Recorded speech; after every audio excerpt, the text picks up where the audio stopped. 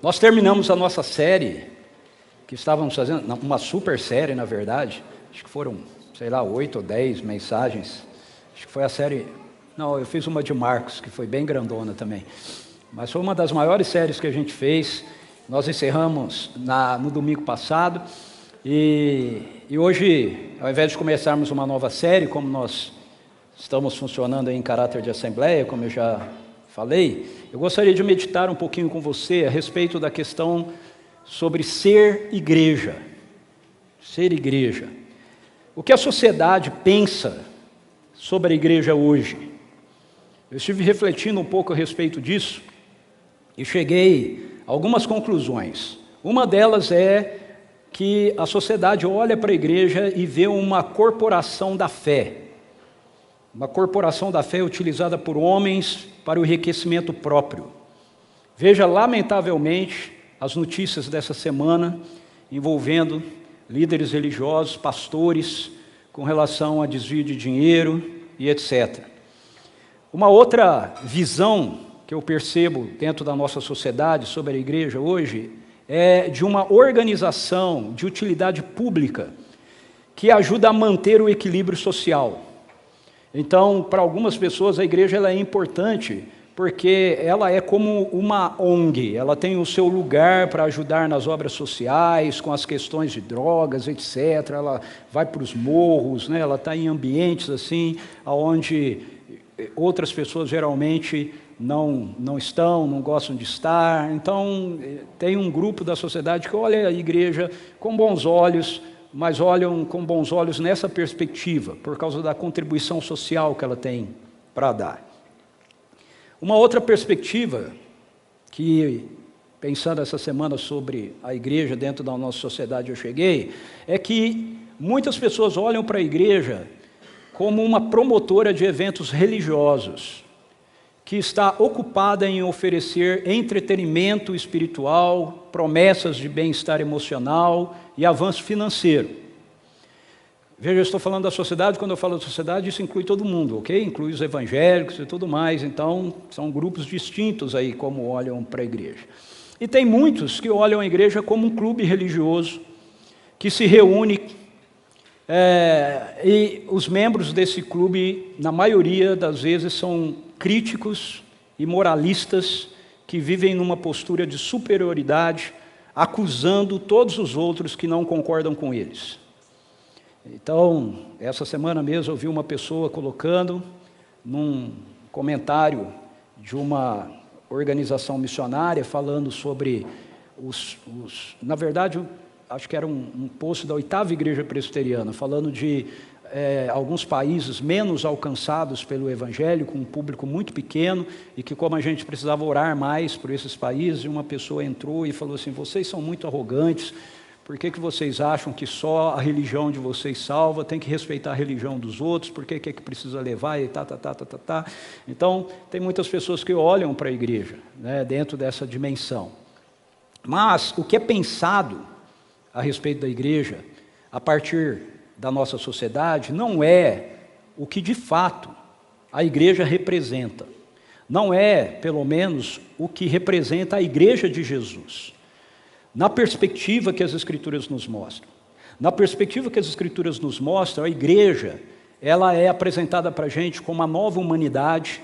Paulo fala isso para a gente em Efésios capítulo 2, ok? Como o corpo místico de Cristo, ou seja, a maneira de Jesus se mover no mundo hoje é através dos seus pés, dos meus, das suas mãos, das minhas mãos. Ele ouve com seus ouvidos, ele ama com o seu coração, nós somos o corpo dele.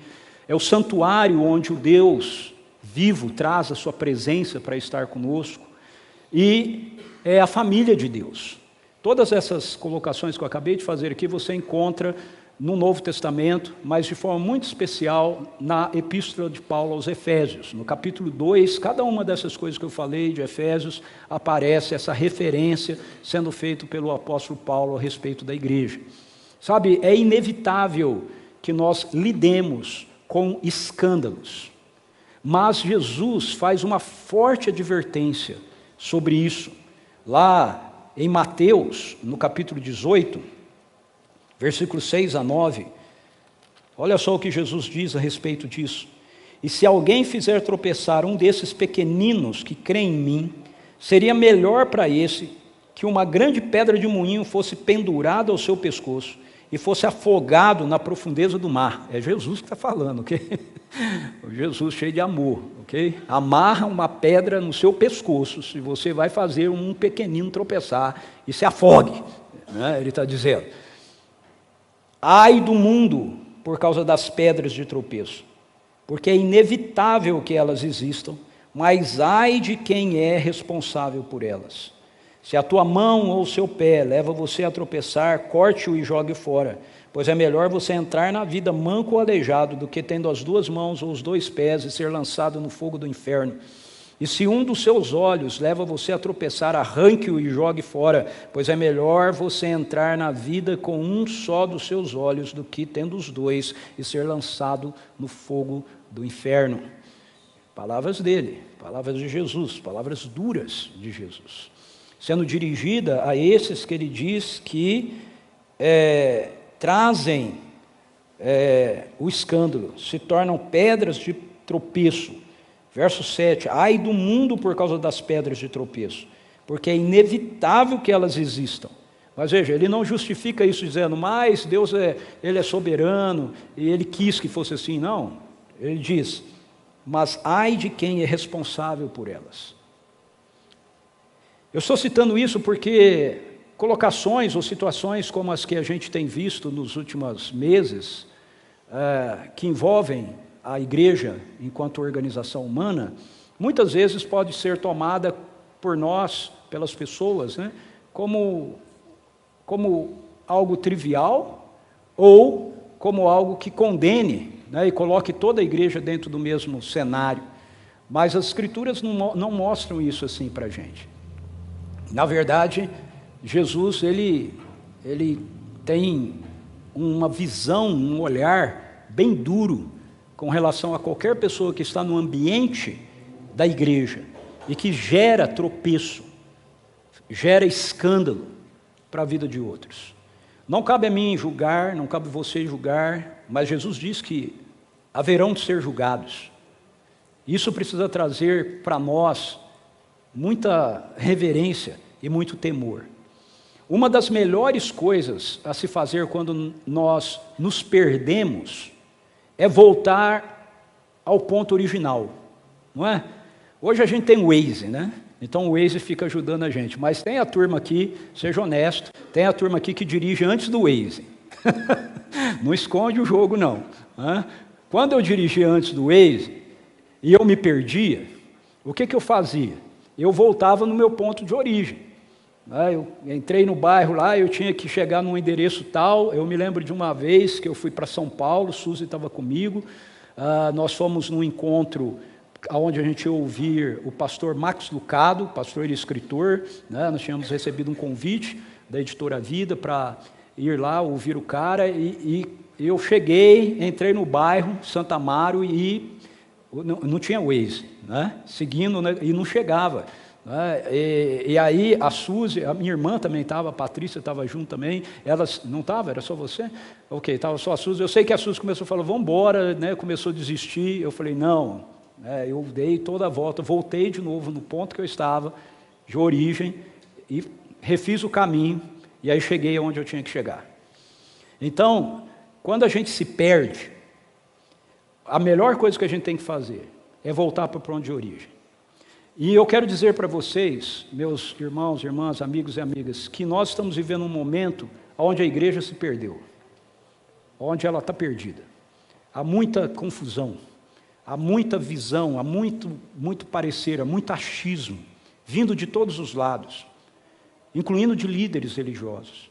Então, o que eu quero fazer agora com você, eu vou ser bem pontual hoje na minha palavra, por causa dessa questão da nossa Assembleia, mas eu quero voltar ao ponto de origem.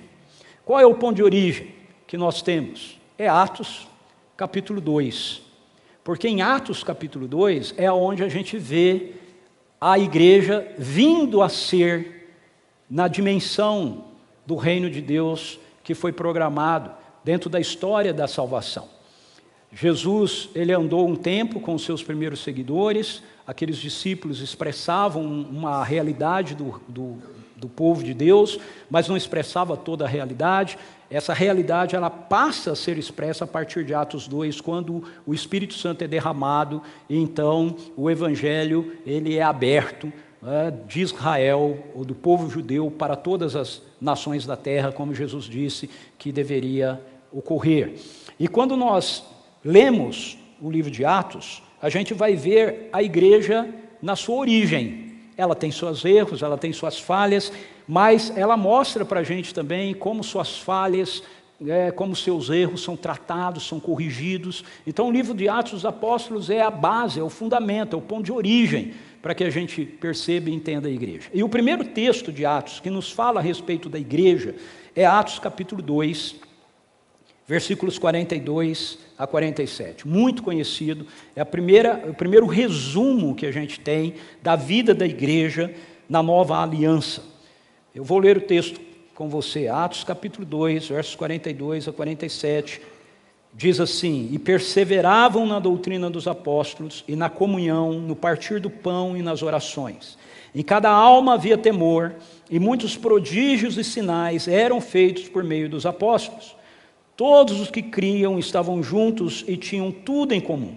Vendiam as suas propriedades e bens, distribuindo entre todos à medida que alguém tinha necessidade. Diariamente perseveravam unânimes no templo, partiam pão de casa em casa e tomavam as suas refeições com alegria e singeleza de coração, louvando a Deus e contando com a simpatia de todo o povo. Enquanto isso, o Senhor lhes acrescentava dia a dia os que iam sendo salvos. Essa é a primeira descrição que a gente tem da igreja, dentro da realidade da nova aliança. A igreja que ela ainda está circunscrita geograficamente, a cidade de Jerusalém. Então o povo está ali, está junto, depois ela vai ser espalhada, vai para muitos outros lugares. Mas aquilo que a gente encontra aqui é o fundamento, é a base daquilo que você vai ver presente na vida da igreja, depois, ao longo do livro de Atos, e também através das cartas, escritas pelos apóstolos e por outros líderes da igreja, trazendo direcionamento e orientação para a igreja. Voltando a esse ponto de origem, o que significa ser igreja? Ser igreja, em primeiro lugar, é ser um povo perseverante. Veja, Atos capítulo 2, verso 42 diz: e perseveravam na doutrina dos apóstolos e na comunhão, no partir do pão e nas orações. Atos 2, 42 mostra que essas pessoas que foram alcançadas pelo poder do Evangelho, elas perseveravam em coisas fundamentais. A doutrina dos apóstolos tinha a ver com o ensino que os apóstolos haviam recebido a respeito do reino de Deus, a respeito da pessoa de quem Jesus era. Jesus havia revelado para eles, como todo o Antigo Testamento apontava para ele, falava a respeito dele, e os apóstolos tinham então essa tarefa de transmitir e de ensinar isso, e a partir deles isso ir então sendo divulgado e espalhado. Eles perseveravam nesse ensino dos apóstolos. Isso significa, eles não ficavam inventando coisas, eles não ficavam inventando moda, eles não ficavam inventando teologia. Eles entendiam que eles tinham que estar fundamentados naquilo que havia sido revelado aos apóstolos, pelos apóstolos e profetas. Depois vai falar o apóstolo Paulo em Efésios capítulo 2, versículo 20. Eles perseveravam também na comunhão, em se relacionarem, em aprofundarem os vínculos da aliança que eles haviam tido com Deus, uns com os outros. Eles perseveravam no partir do pão, que tinha a ver com essa questão de participarem da ceia do Senhor, de comerem o pão, tomarem o cálice, sempre se lembrando de que essa era a razão que dava o fundamento da nova aliança para eles, não o esforço deles, não os méritos deles, mas aquilo que Jesus havia realizado por eles. E eles perseveravam nas orações, intercediam continuamente. Na verdade, a nova aliança, ela se estabelece, ela, melhor dizendo, ela é transferida num contexto de oração. Atos capítulo 1 diz que os apóstolos, junto com as mulheres e outros discípulos, depois que Jesus foi assunto aos céus, se reuniram num cenáculo e ali eles permaneceram orando e buscando ao Senhor, um grupo mais ou menos de 120 pessoas, quando então o dia de Pentecostes, o Espírito Santo foi derramado, e aí nós chegamos nesse texto aqui, porque Pedro vai pregar, e de 120 eles vão para cerca de 3.000 pessoas, e é a respeito dessas pessoas que esse texto está nos falando. Então a igreja, ela nasce dentro desse contexto de perseverança de oração. Mas olha o verso 46, 2:46 de Atos, diz assim: diariamente perseveravam unânimes. Diariamente perseveravam unânimes. Então, se o verso 42 mostra-nos que eles eram pessoas perseverantes em questões fundamentais da fé, o verso 46 mostra que eles perseveravam em estarem juntos. Eles perseveravam, diariamente perseveravam, unânimes, no templo, de casa em casa, partiam o pão de casa em casa, tomavam suas refeições com alegria e singeleza de coração. Eles perseveravam, no templo, unanimemente, no templo. Isso fala de adoração corporativa, fala disso que nós estamos fazendo aqui, quando nós nos encontramos como parte do corpo de Cristo, como parte da família de Deus, na presença do Pai, para nós termos comunhão com Deus. Mas as Escrituras nos dizem que eles também perseveravam unânimes, partindo o pão de casa em casa. Isso fala, dentro do nosso modelo, dos nossos grupos de conexão, células, grupos pequenos, seja o nome que quiser dar, ok? Ou seja, eles perseveravam unânimes no relacionamento uns com os outros, na comunhão uns com os outros. Então, tinha perseverança juntos para comunhão com o Pai, mas tinha perseverança juntos para comunhão uns com os outros. O ponto que eu quero destacar aqui para vocês é que se eles precisavam perseverar nessas coisas, é porque essas coisas, elas não aconteciam naturalmente.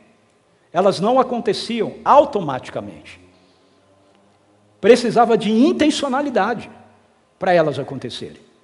Eu não sei você, mas muitas vezes a sensação que eu tenho quando a gente lê as Escrituras é que parece que a vida desse pessoal aqui era uma vida muito diferente da nossa. Você já sentiu isso assim? Você lê aqui, vê os caras reunindo, indo, estando junto, e você fala, pô, mas eu trabalho, como se eles não trabalhassem. Mas eles trabalhavam também, né? Mas eu tenho filho para criar, como se eles não tivessem filho para criar, eles tinham filhos para criar também. Como se eles não tivessem contas para pagar, eles tinham impostos, eles tinham que pagar imposto para Roma e tinham que pagar imposto para o templo também. Eles tinham muito imposto para pagar. A gente reclama dos nossos impostos, mas eles tinham impostos para pagar também. Ou seja, a vida deles não é uma vida diferente da nossa. E o que eles faziam? Eles eram um povo perseverante. Ou seja, eles entendiam esses fundamentos, eles entendiam essa importância do relacionamento com Deus e uns com os outros, e eles tornavam isso algo de busca intencional da parte deles. Então, para ser igreja, nós precisamos voltar nesse ponto de origem, de intencionalidade da nossa parte, nesses fundamentos, e também nessa busca de comunhão com Ele, e de comunhão uns com os outros. Em segundo lugar, ser igreja é ser um povo que anda em temor a Deus. Olha o verso 43. Em cada alma havia temor, e muitos prodígios e sinais eram feitos por meio dos apóstolos. Em cada alma havia temor. Temor é uma palavra que muitas vezes é mal compreendida por nós, né? Mas é uma palavra-chave, uma palavra super importante nas Escrituras para a gente entender todo o dinamismo do nosso relacionamento com Deus. Temor é uma santa reverência que nasce da nossa consciência, não só de quem Deus é, mas também de que Ele, de fato, está no nosso meio. Ele está entre nós. Sabe, você não tem temor, nós não temos temor apenas a partir da nossa compreensão de quem Deus é. Isso é muito importante. A gente precisa compreender quem Ele é, porque se a gente não compreender quem Ele é, a gente pode estar adorando e falando de um Deus que não é quem Ele diz ser. Ok? Então é importante. Mas saber quem Ele é não é suficiente para gerar temor. O temor é gerado quando eu, sabendo quem Ele é, eu tenho a consciência de que Ele está. Ele vive em mim. E Ele está entre nós. Por isso que diz que em cada alma, em cada pessoa havia temor. Porque eles tinham essa consciência. Sabe, esse temor é gerado neles porque eles têm essa consciência de que o Deus do qual eles estão falando, o Deus que tem a ver com esse que levantou Jesus dos mortos, o Deus que Jesus revela, é aquele mesmo Deus lá do Antigo Testamento, que pela sua santidade, pelo seu zelo, ok?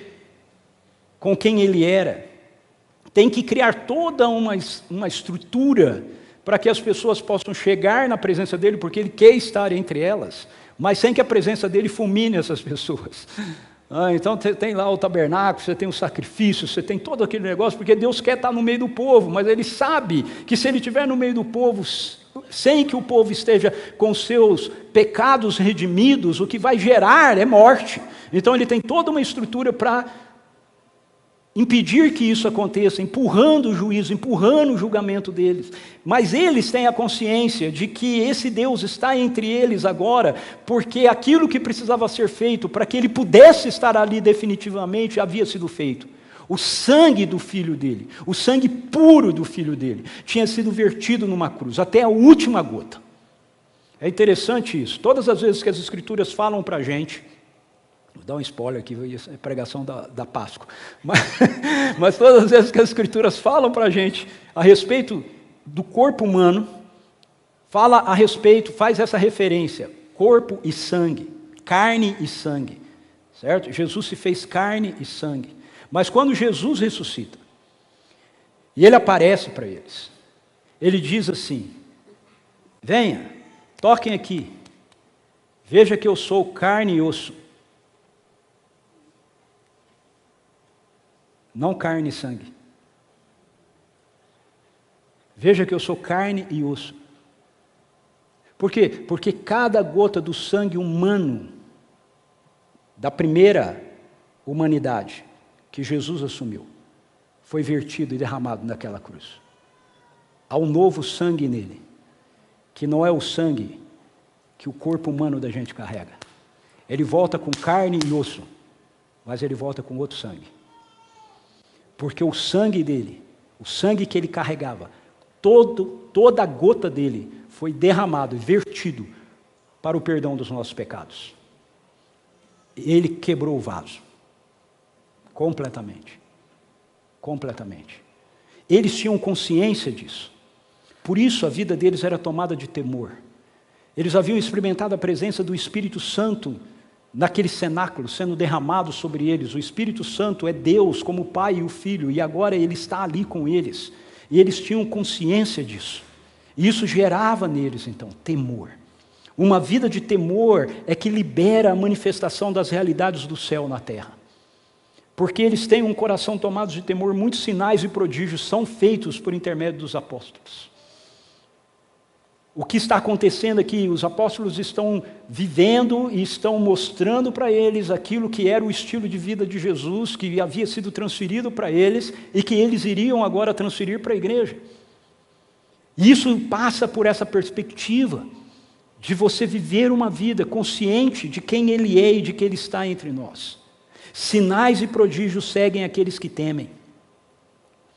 Provérbios 16:6 nos diz que é o temor de Deus que nos desvia do mal. O temor de Deus é o que nos desvia do mal. Então nós não somos desviados do mal pelo nosso esforço. Nós não somos desviados do mal pela nossa boa intenção. Nós somos desviados do mal quando o nosso coração é tomado por essa consciência de quem Ele é e que Ele está conosco. Em terceiro lugar, ser igreja é ser um povo acolhedor. Então veja, nós precisamos voltar para esse lugar, certo? De origem da perseverança intencional. Nós precisamos voltar para esse lugar de temor, de reverência para com Deus. A igreja precisa voltar para isso urgentemente. Sabe, a única explicação que eu tenho para notícias como essas que a gente ouviu essa semana e semanas que se foram, de gente que está liderando, está na frente da igreja e que desvia dinheiro, faz um monte de coisa, é dizer, cara, esses caras de fato não têm temor a Deus. Eles podem até saber sobre Deus, entende? Mas não acredita de fato que Deus está ali. Não é possível. Não é possível que você acredite. É que nem usar. Né? Se acostumou tanto com a arca, que acha que a arca já não representa mais Deus e toca nela. Né? Deus tem a misericórdia de nós. Deus tem a misericórdia da minha vida. Ok? Porque eu estou na mesma posição dessas pessoas. Então orem por mim. Orem pelo Eliel. Orem pelos pastores. Mas em terceiro lugar, ser igreja, ser uma igreja, é ser um povo que é acolhedor. Verso 44 e 45 diz assim: todos os que criam estavam juntos e tinham tudo em comum.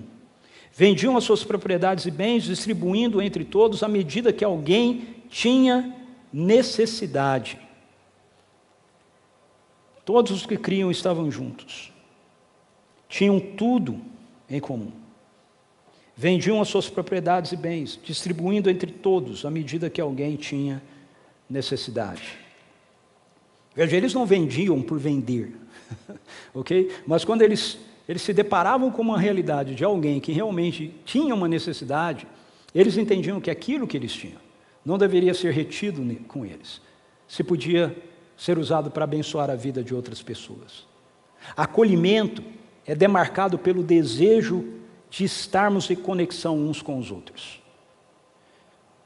O verso começa assim: todos os que criam estavam juntos e tinham tudo em comum.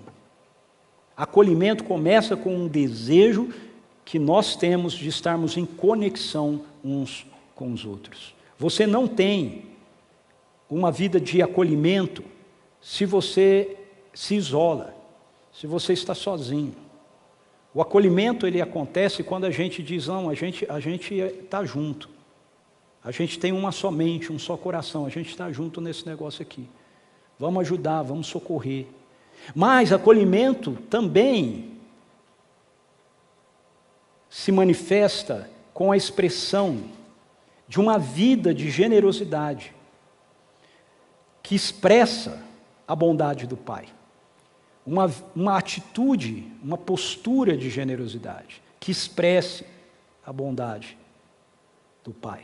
Por isso o texto diz que aqueles que tinham alguma necessidade, eles eram socorridos entre eles, entre os irmãos. Não havia necessidade entre eles. Isso não significa que todos eles tinham... Veja, por favor, entenda isso. Tem pessoas que tomam esse texto para argumentar em favor do comunismo, ok? Isso não tem nada a ver com comunismo. Isso não significa que todo mundo tinha o mesmo tipo de vida, mesmo padrão de vida. Não é isso que significa.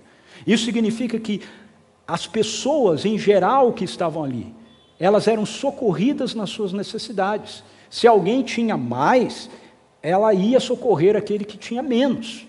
Não significa que eu que tenho mais tenho que ter menos para que aquele que tem menos seja igual a mim, ok? Ou aquele que tem menos tem que ter mais para ser igual a mim. Não é isso que significa. Haviam diferenças entre eles, mas essa diferença, ela não fazia com que ninguém entre eles tivesse necessidade, porque aqueles que possuíam mais iam socorrer aqueles que, tendo menos, estivessem passando por algum tipo de necessidade, algum tipo de dificuldade. Por quê? Vocês me ouvem falar isso muitas vezes aqui. Porque não existe fé teórica.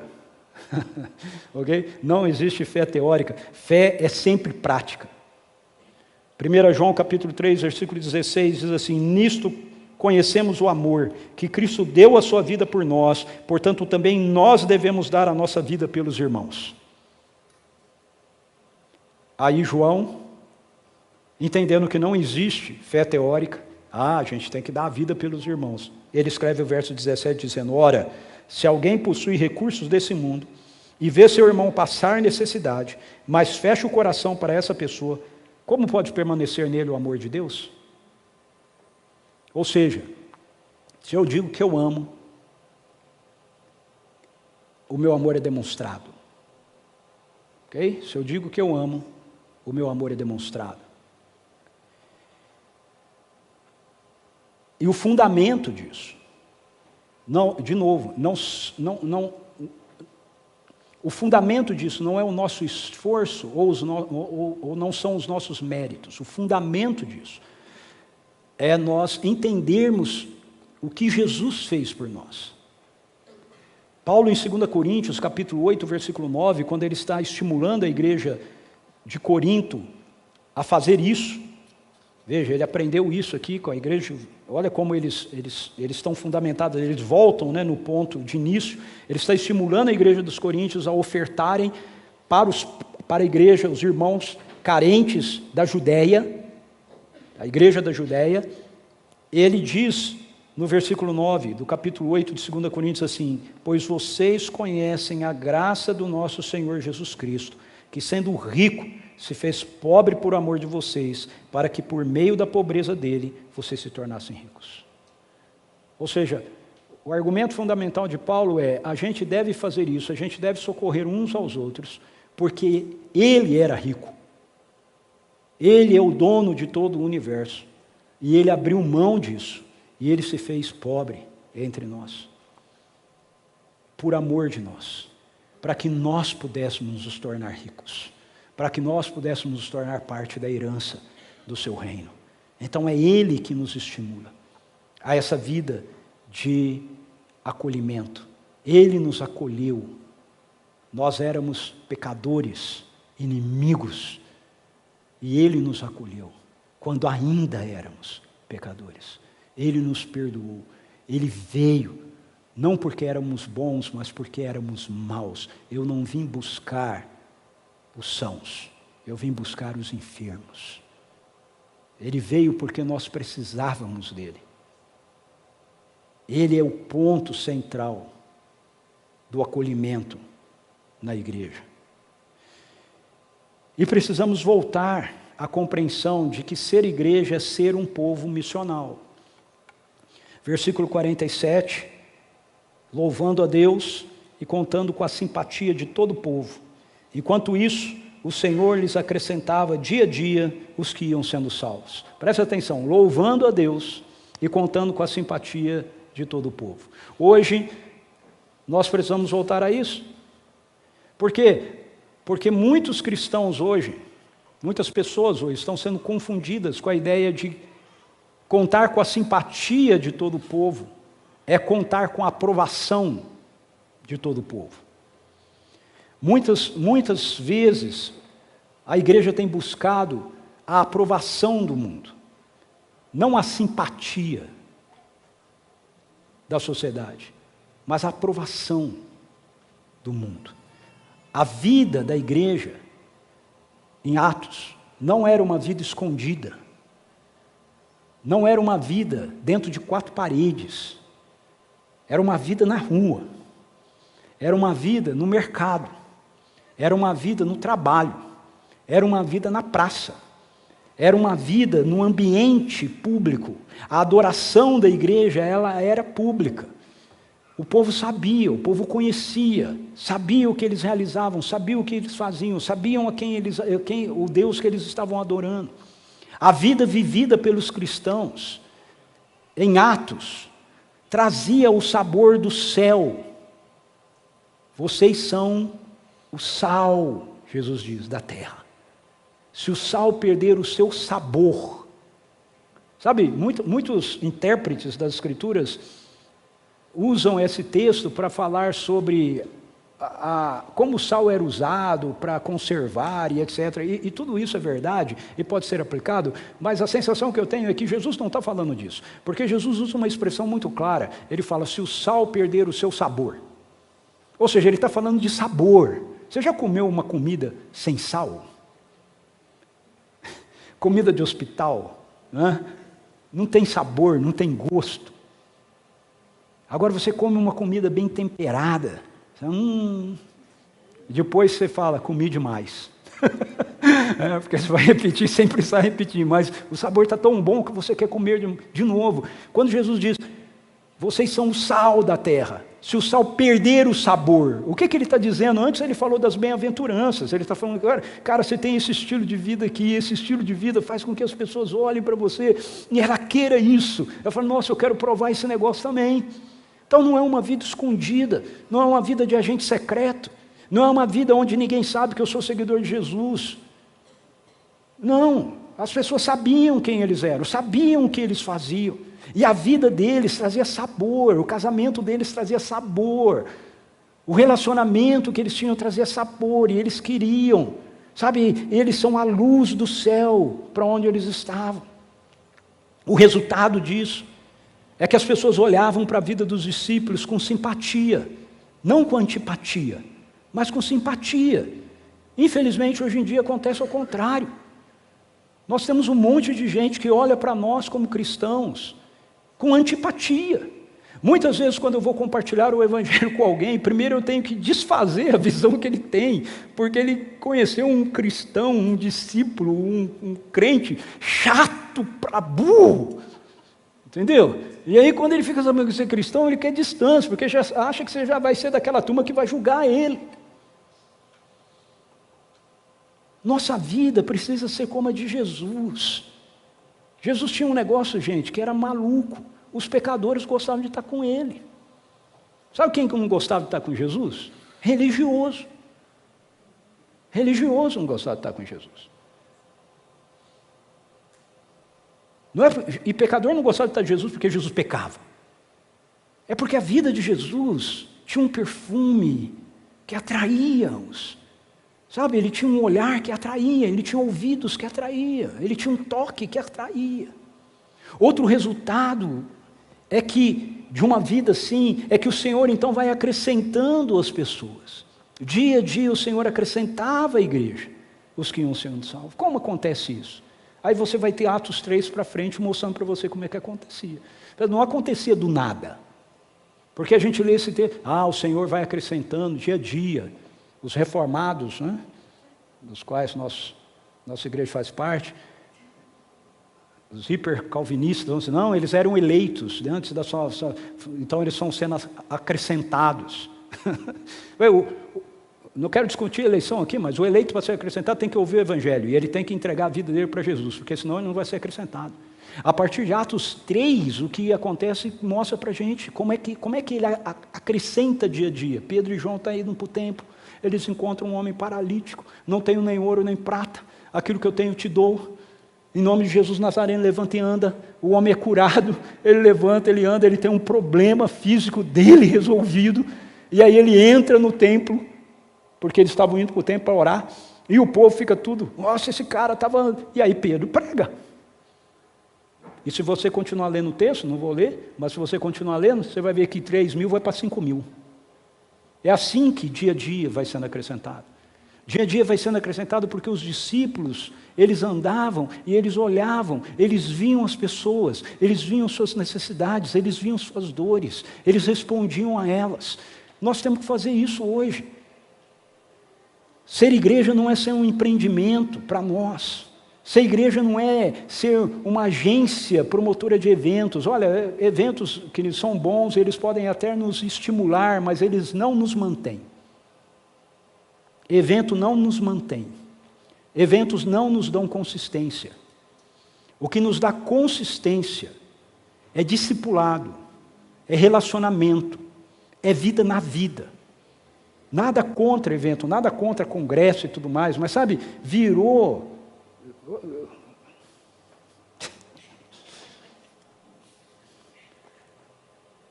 Espírito Santo está mandando parar aqui.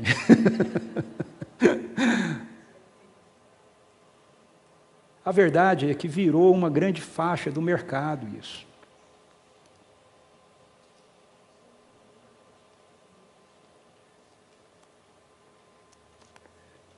Produção.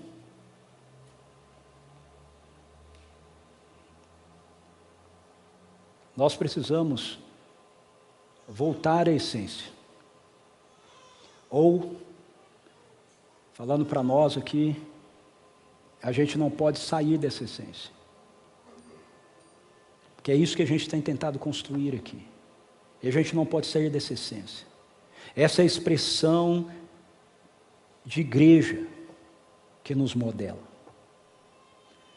É isso que a gente tem tentado perseguir. Aqui, na nossa igreja, nós tomamos 4 palavras-chave para definir esse padrão para a gente.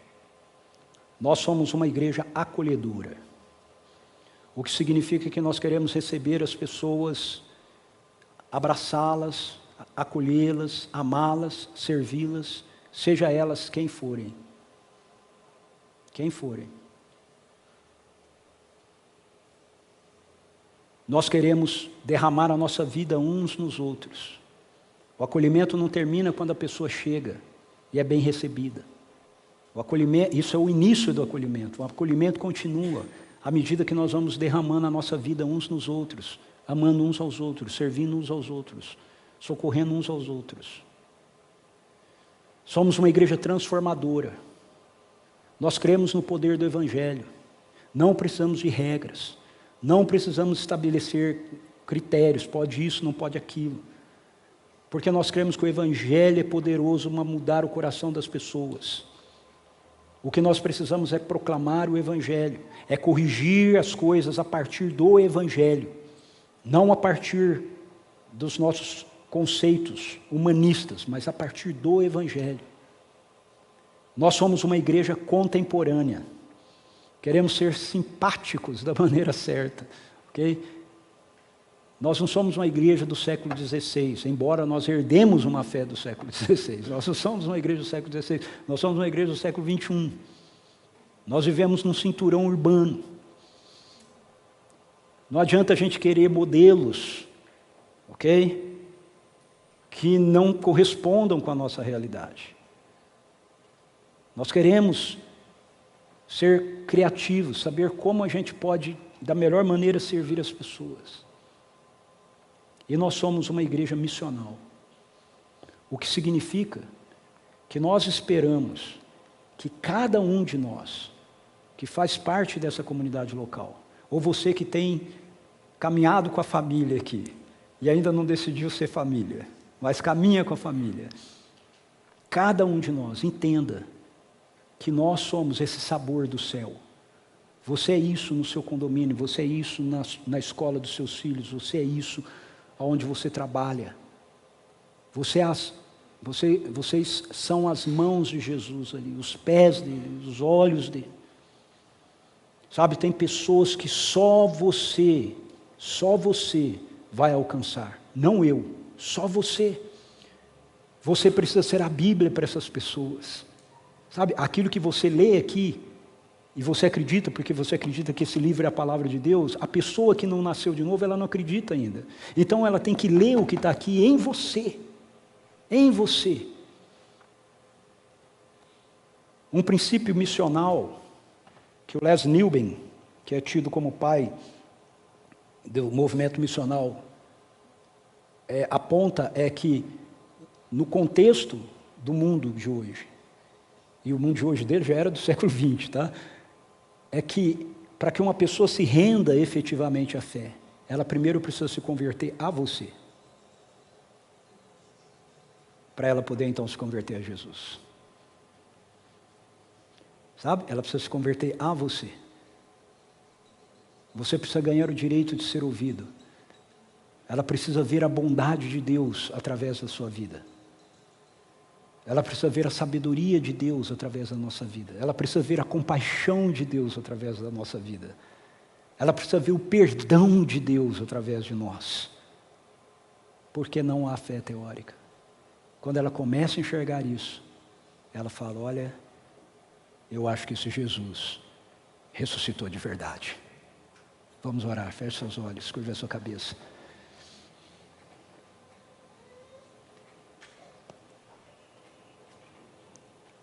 Pai, em nome de Jesus, nós te pedimos, traz a vida de cada um de nós aqui, a nossa igreja, a tua igreja hoje, de volta para o ponto de origem, Senhor. Um pequeno desvio, por menor que seja, lá na frente, faz com que a gente esteja muito distante do ponto original. Senhor, nós não somos melhores do que ninguém. Certamente, como expressão da sua igreja, como comunidade local, a gente comete muitos erros, muitas falhas. Mas, assim como Pedro disse para o Senhor, tu sabes todas as coisas, tu sabes que eu te amo. É isso que a gente tem para dizer para o Senhor também. O Senhor sabe todas as coisas, o Senhor sabe que o nosso desejo é realmente sermos uma igreja que expresse a realidade daquilo que o Senhor tem no seu coração para a sua igreja. Nos ajude nisso, Senhor. Não conseguimos pelo nosso esforço, não conseguimos pela nossa capacidade. Precisamos do poder sobrenatural do Evangelho, do poder sobrenatural do Teu Espírito que vive em nós, operando, para que a gente possa, sim, Senhor, avançar num tempo exponencial para a glória do Teu nome. Em nome de Jesus. Amém. Amém. Amém. Glória a Deus.